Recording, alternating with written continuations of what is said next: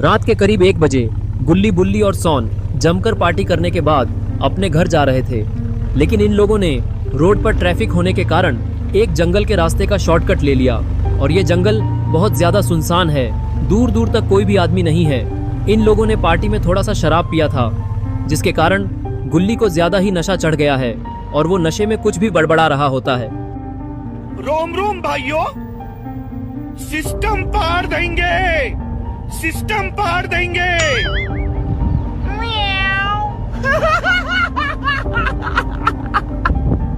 तभी गुल्ली बुल्ली से कहता है, बुल्ली गाड़ी इतनी धीरे क्यों चला रहे हो? सामने ट्रैफिक है क्या, या फिर तुम्हारे अंदर दम नहीं है तेज भगाने का? क्यों डर गए हो तेज भगाने से? ये सुनकर बुल्ली को गुस्सा आ गया और बस फिर क्या था, वो गाड़ी को सल्लू भाई की तरह भगाने लगता है, यानी कि फुल स्पीड में चलाने लगता है। और अब इन लोगों की गाड़ी हवा से बातें कर रही होती है, लेकिन शॉन को ये सब देखकर बहुत ही ज्यादा डर लग रहा होता है। और फिर वो बुल्ली से बोला, बुल्ली गाड़ी थोड़ा धीरे चलाओ, मुझे डर लग रहा है। एक तो ये जंगल पहले से ही काफी सुनसान है और तुम इतनी तेज गाड़ी चला रहे हो, कहीं हमारा एक्सीडेंट वगैरह हो गया तो फिर हमें यहीं जंगल में रात गुजारनी पड़ जाएगी। और यहाँ आसपास कोई घर भी नहीं दिख रहा, तो मुझे लगता नहीं है कि यहाँ कोई रात गुजारने लायक जगह है, इसलिए गाड़ी थोड़ा धीरे चलाओ। वैसे भी सामने का नज़ारा ठीक से दिखाई नहीं दे रहा है। ये सुनकर बुल्ली बोला, शॉन तुम बहुत ज्यादा डरपोक हो, तुम्हें इतना डरने की कोई जरूरत नहीं है।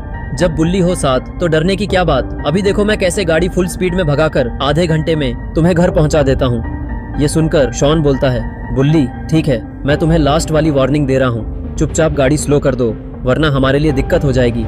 लेकिन बुल्ली शॉन की बात नहीं मानता और वो गाड़ी की स्पीड बढ़ाते ही जा रहा होता है।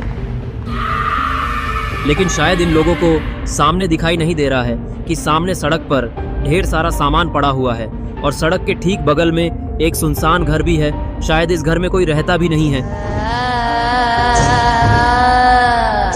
और फिर जिसका डर था वही हुआ। बुल्ली 150 की स्पीड में गाड़ी भगा रहा था, जिसकी वजह से उससे गाड़ी नहीं संभलती और फिर इन लोगों की कार पोल में जाकर भिड़ती है और भिड़ने के कारण पीछे से सॉन उछलकर डिवाइडर पर जाकर मुंह के बल गिरता है, जिससे उसका मुंह लाल हो जाता है और उसकी पॉटी भी निकल जाती है। लेकिन शॉन उठ क्यों नहीं रहा, कहीं ये बेहोश तो नहीं हो गया? यही देखने के लिए गुल्ली और बुल्ली जीप से नीचे उतरते हैं और दोनों शॉन के पास जाने लगे। शॉन के पास आकर बुल्ली शॉन को देखने लगा और बोलने लगा, शॉन क्या हुआ, कहीं तुम्हें ज्यादा चोट तो नहीं लगी? लेकिन शॉन बुल्ली की बातों का कोई भी रिएक्शन नहीं देता, शायद ये बेहोश हो गया है। यही सोचकर बुल्ली शॉन को उठाने के लिए उसकी तरफ अपना हाथ बढ़ाता है, लेकिन तभी जैसे ही बुल्ली शॉन को हाथ लगाता है वैसे ही शॉन उठ जाता है और बुल्ली को स्मैक लगा देता है, जिससे बुल्ली जीप के ऊपर जाकर गिरता है, जिससे उसका पिछवाड़ा लाल हो जाता है। और फिर शॉन नीचे उतरकर बुल्ली से बोला, बुल्ली तुम्हारे गाड़ी तेज चलाने की वजह से हमारा एक्सीडेंट हो गया। मैं तुमसे कब से बोल रहा था कि गाड़ी को थोड़ा धीरे चलाओ वरना एक्सीडेंट हो जाएगा, लेकिन तुमने मेरी बात नहीं सुनी और एक्सीडेंट करा दिया। अभी 2 दिन पहले ही मैंने गाड़ी की सर्विसिंग कराई थी और आज तुमने गाड़ी ही ठोक दी। अब इसकी दोबारा सर्विसिंग करानी होगी, जिसके पैसे मैं नहीं देने वाला। इस बार पैसे तुम्हें अपने जेब से देने पड़ेंगे बुल्ली, मैं 1 रुपया भी नहीं दूंगा। ये सुनकर बुल्ली बोला, शॉन पैसे तो तुम्हें ही देने पड़ेंगे, क्योंकि इस सब में मेरी कोई गलती नहीं है। सारी गलती तो तुम्हारी है। तुम मुझे गाड़ी चलाते वक्त पीछे से बोल बोल कर मेरा ध्यान भटका रहे थे, जिसके कारण मुझे ये पोल दिखाई नहीं दिया और मैं सही वक्त पर ब्रेक नहीं मार पाया, और जिसकी वजह से हमारा नहीं बल्कि तुम्हारा और जीप का एक्सीडेंट हो गया। और अब तुम्हारी गलती के कारण जीप भी खराब हो चुकी है। जरा देखो इसे कितनी खराब हालत है इसकी, और इस हालत में ये स्टार्ट भी नहीं होने वाली, जिसकी वजह से हमें यहीं इसी सुनसान जंगल में रात गुजारनी पड़ेगी। ये सब सुनकर शॉन बोला, तो अब हम क्या करेंगे बुल्ली? अब तो जो होना था वो हो चुका है, अब हमें जंगल में ही रात बितानी होगी। ये साइड में जो घर है शायद इसमें रात बिताई जा सकती है। बुल्ली बोला, हाँ शॉन मुझे भी यही लगता है, तुम लोग यहीं रुको, मैं उस घर में देख कर आता हूँ कि अंदर रात बिताने लायक जगह है भी या नहीं। इतना बोलकर बुल्ली उस घर की तरफ जाने लगता है। घर के पास आते ही बुल्ली सीढ़ियों से ऊपर जाने लगता है। ऊपर आते ही वो अंदर देखने लगा। बुल्ली ने देखा कि ये ऊपर का कमरा तो रात बिताने के लिए बिल्कुल सही जगह है, क्योंकि इस कमरे में ज्यादा सामान भी नहीं फैला हुआ है और एक बिस्तर भी पड़ा हुआ है। लेकिन इन लोगों को इस बात का अंदाजा भी नहीं होगा कि आगे उनके साथ क्या होने वाला है, क्योंकि यहाँ पर एक बंद पड़ी पुरानी बस खड़ी है और इस बस के अंदर से कोई इन तीनों को देख रहा है। लेकिन ये कौन हो सकता है? दोस्तों अगर आपको पता है कि ये कौन है तो मुझे कमेंट में जरूर बताएं। जिसके कमेंट पर सबसे ज्यादा लाइक आएगा उसे नेक्स्ट वीडियो में शाउट आउट दिया जाएगा। और तभी देखते ही देखते उस बस के 4 बड़े बड़े ज़ॉम्बी जैसे पैर निकल गए। शायद ये कोई श्रापित ज़ॉम्बी बस है, जिसकी वजह से इसमें ज़ॉम्बी जैसे पैर निकले हुए हैं। और ये चीज होते हुए बुल्ली ऊपर से देख लेता है और ये देखते ही गुल्ली और शॉन से कहता है कि गुल्ली और शॉन जरा उधर देखो वो क्या है। वो बस देखने में तो बहुत भयानक लग रही है।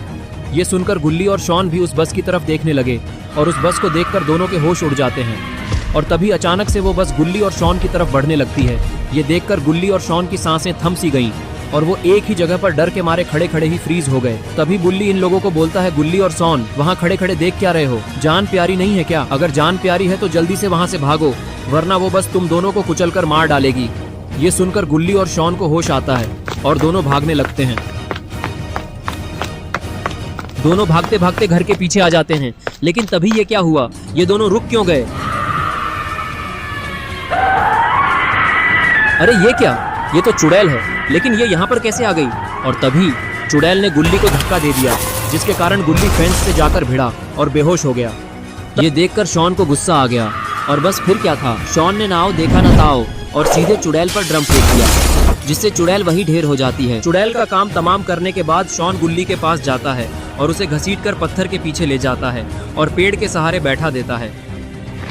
और इधर वो बस बुल्ली के पास आने लगती है। बस को पास आता देखकर बुल्ली घबरा जाता है और पीछे की तरफ भागता है। शॉन पत्थर के पीछे से बुल्ली को देखने जाता है और वो देखता है कि बस घर के एकदम पास आ चुकी है। ये देखकर शॉन काफी ज्यादा डर जाता है और तभी बस अपना एक हाथ घर पर मारती है, जिसकी वजह से वो घर टूट जाता है और बुल्ली गिरकर बेहोश हो जाता है। ये देखकर शॉन को समझ नहीं आ रहा होता है कि अब वो बुल्ली को बचाए कैसे। और तभी गुल्ली को भी होश आ जाता है और वो उठकर खड़ा हो जाता है और वो समझने की कोशिश करने लगता है कि उसके साथ हुआ क्या। और तभी उसे शॉन दिखाई देता है। वो शॉन के पास जाकर उससे पूछता है कि मैं यहाँ पर कैसे आ गया था और मैं बेहोश कैसे हो गया था। शॉन उसको बताता है कि चुड़ैल ने तुम पर हमला कर दिया था, जिसके वजह से तुम बेहोश हो गए थे। ये देखकर मुझे गुस्सा आ गया, फिर मैंने चुड़ैल का गेम बजा डाला और फिर मैं तुम्हें यहाँ पर लेकर आ गया। फिर गुल्ली पूछता है कि बुल्ली कहाँ पर है? वो दिखाई क्यों नहीं दे रहा? कहीं वो किसी मुसीबत में तो नहीं? शॉन बोला, वो बस ने अपना हाथ उस घर पर मारा, जिसकी वजह से वो घर टूट गया और गुल्ली ऊपर से नीचे गिर गया और अभी वो वहाँ पर बेहोश पड़ा है। और तभी वो बस अचानक से नीचे आ जाती है और उसके बड़े बड़े हाथ अचानक से गायब हो जाते हैं। और इसके बाद उस बस से कोई उतरता है। अरे ये क्या? ये तो बाबा हैं, लेकिन ये यहाँ इस बस में क्या कर रहे थे?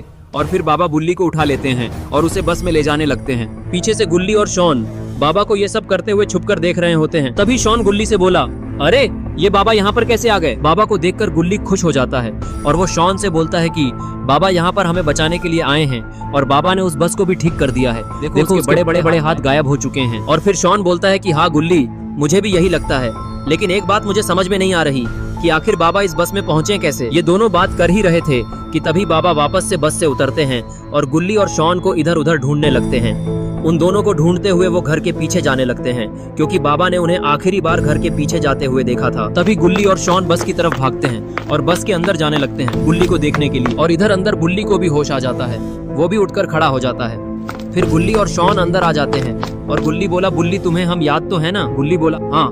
भला मैं तुम दोनों को क्यों भूलूंगा? मुझे कुछ हुआ थोड़ी है, बस मुझे ये बताओ कि मैं इस बस में कैसे आ गया। गुल्ली बोला, तुम्हें यहाँ लाने वाले बाबा हैं, उन्होंने ही तुम्हें बचाकर बस में लाया है और उन्होंने इस बस को भी ठीक कर दिया है।